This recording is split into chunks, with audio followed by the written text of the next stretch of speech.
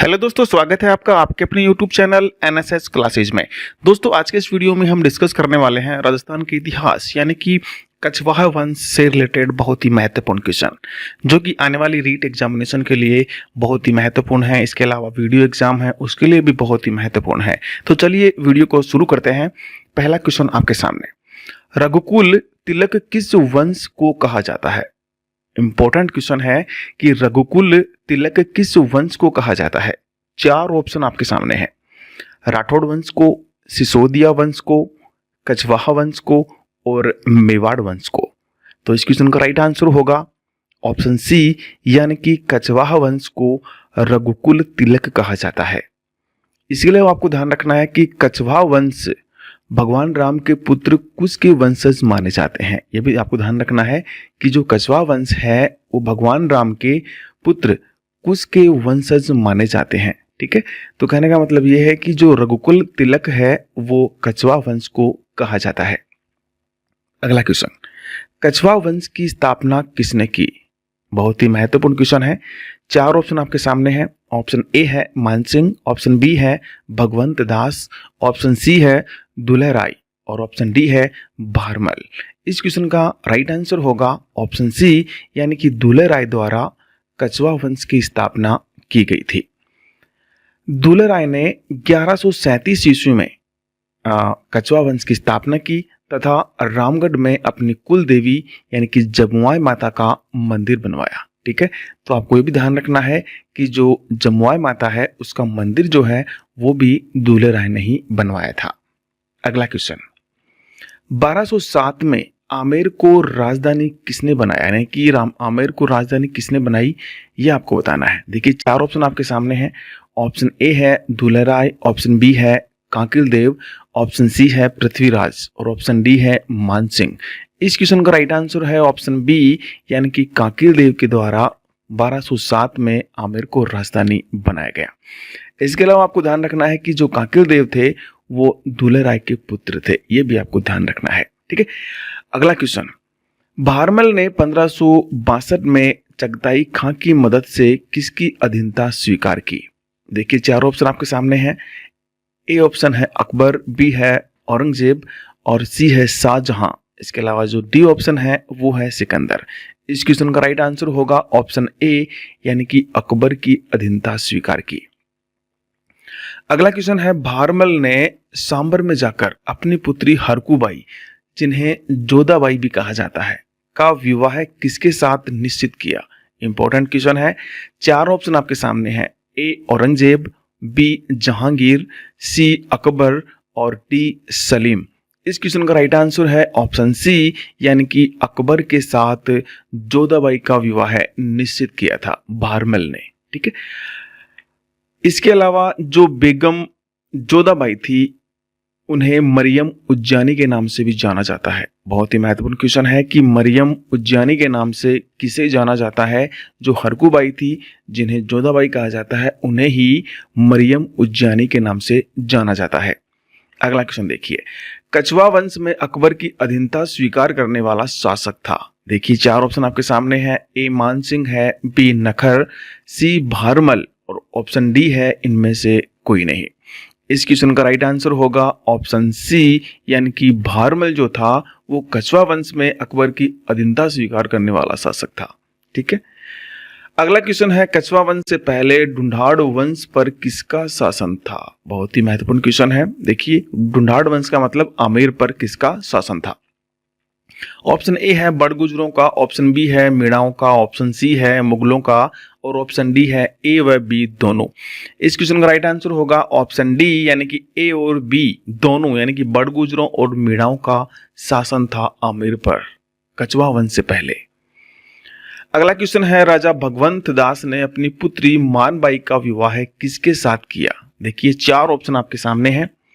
ए Bharmal, B Akbar, सी सलीम और option D है हुमायूं। इस क्वेश्चन का राइट आंसर है ऑप्शन सी, यानी कि सलीम के साथ, यानी कि जो राजा भगवंत दास थे उन्होंने अपनी पुत्री मानबाई का विवाह सलीम के साथ किया। अगला क्वेश्चन है, आमेर के शासक राजा मानसिंह का कार्यकाल है। देखिए चार ऑप्शन आपके सामने हैं। ऑप्शन ए 1589 से 1604 ईस्वी, ऑप्शन बी 1589 से 1614 ईस्वी, ऑप्शन सी 1614 से 1627 ईस्वी और ऑप्शन डी है 1562 से 1575 ईस्वी। इस क्वेश्चन का राइट आंसर होगा ऑप्शन बी यानी कि 1589 से 1614 ईस्वी तक मानसिंह का कार्यकाल रहा। मानसिंह अकबर की आजीवन सेवा में रहे, यानी कि जो मानसिंह थे वो अकबर की आजीवन सेवा में रहे और अकबर की सहायता करने वालों में मानसिंह का योगदान जो था वो सर्वाधिक था। यह भी आपको ध्यान रखना है। अगला क्वेश्चन है आमेर के राजा मानसिंह के कितने मनसबदार थे। देखिए 4 ऑप्शन आपके सामने हैं। ए 4000, बी है 5000, सी है 7000 और डी है 9000। इस क्वेश्चन का राइट आंसर होगा ऑप्शन सी यानी कि 7000 मनसबदार। अगला क्वेश्चन है अकबर द्वारा मानसिंह को महाराणा प्रताप को अधीनता स्वीकार करवाने कब भेजा। ठीक है, 4 ऑप्शन आपके सामने हैं। 1576 को, 1574 को, 1573 को और 1589 को। इस क्वेश्चन का राइट आंसर है ऑप्शन सी यानी कि 1573 को महाराणा प्रताप को अधीनता स्वीकार कराने भेजा गया मानसिंह को अकबर के द्वारा। अगला क्वेश्चन है मानसिंह को काबुल का सूबेदार बनाया गया। देखिए 4 ऑप्शन आपके सामने हैं। ए 1585 में, बी है 1589 में और सी है 1614 ईस्वी में और डी है 1562 ईस्वी में। इस क्वेश्चन का राइट आंसर है ऑप्शन ए यानी कि 1585 ईस्वी में मानसिंह को काबुल का सूबेदार बनाया गया। काबुल विजय पर मानसिंह का अपूर्व योगदान था। ध्यान दीजिएगा कि काबुल विजय में जो मानसिंह थे उनका अपूर्व योगदान था, यानी कि बहुत ज्यादा योगदान था। इसके बाद 1587 में बिहार की सूबेदारी भी इन्हें दी गई थी। अगला क्वेश्चन है राजा केदार से 1604 में मानसिंह किसकी मूर्ति लेकर आए। देखिए 4 ऑप्शन आपके सामने हैं। जमुआई माता की, बी ज्वाला माता की, सी शीला माता की और डी है मनसा माता की। इस क्वेश्चन का राइट आंसर है ऑप्शन सी यानी कि शीला माता की मूर्ति लेकर आए थे राजा केदारनाथ से 1604 ईस्वी में मानसिंह। अगला क्वेश्चन है जहांगीर, शाहजहां व औरंगजेब तीनों मुगल शासकों के साथ कार्य करने वाले शासक कौन हैं। देखिए 4 ऑप्शन। ए है भारमल, ऑप्शन बी है भगवंत दास, ऑप्शन सी है मानसिंह और ऑप्शन डी है राजा जयसिंह। इस क्वेश्चन का राइट आंसर ऑप्शन डी यानी कि जो राजा जयसिंह थे वो जहांगीर, शाहजहां और औरंगजेब तीनों मुगल शासकों के साथ कार्य करने वाले शासक थे। 23 दिसंबर 1621 में यानी कि 23 दिसंबर 1621 में 11 वर्ष की आयु में आमेर के राजा बने थे कौन, राजा जयसिंह। यह आपको ध्यान रखना है कि जो राजा जयसिंह थे वो 23 दिसंबर 1621 में 11 वर्ष की आयु में आमेर के राजा बने थे।